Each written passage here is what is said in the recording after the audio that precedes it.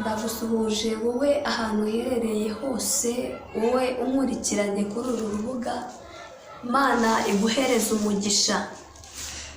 Amazina yanjye ni Mbabazi Elizabeth. Nkwifurije umugisha ahantu hose uherereye, Imana iguha umugisha.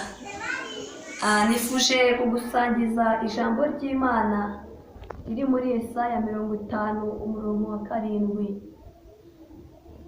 Reka twubahe Imana, duce bugufi mu mitima, tubanze dusenge. Turagushimye Uwiteka Imana, tugushimiye ineza yawe n'urukundo dukunda, tugushimiye ijambo ryawe ryiza ugiye kuduhereza muri kano kanya. Nsengeye uyu mwene data unkurikiranye, ijambo ryawe reka rimukomeze, rigire n'icyo rihinduye ku buzima bwe, mu izina rya Yesu, amen. Nk'uko umuhanuzi Yesaya yaravuze ngo ku murongo wa 7, Yesaya 50:7, haravuga ngo kuko Umwami Imana izantabara, nicyo gituma ntamwara. Haleluya! Ati kuko Umwami Imana izantabara, nicyo gituma ntamwara. Reka nkubwire ngo nawe nubwo ubona hari ibintu bitumye utitira, bitumye ufite ubwoba, ariko reka nkubwire ngo humura.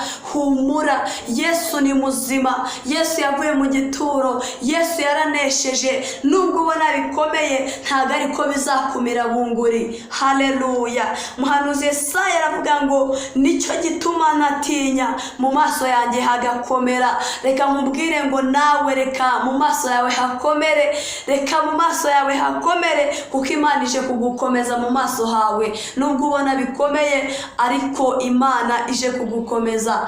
Turi muri aya masengesho y'iminsi 40, turakwifuriza guhura n'igitangaza cy'Imana, turakwifuriza guhura n'Imana, turakwifuriza guhura no gukora kw'Imana, turakwifuriza guhura n'igitangaza cy'Uwiteka. Reka Imana isubize ibyifuzo byawe, reka Imana iguhereze umugisha wowe wadukurikiranye kuri uru rubuga, reka Imana ikuremere ishimwe muri iyi minsi 40 turimo, reka Imana isubize ibyifuzo byawe. Shalom. Reka twubahe Imana yacu dusenge. Turagushimye Uwiteka Imana, tugushimiye ineza yawe n'urukundo rwawe dukunda.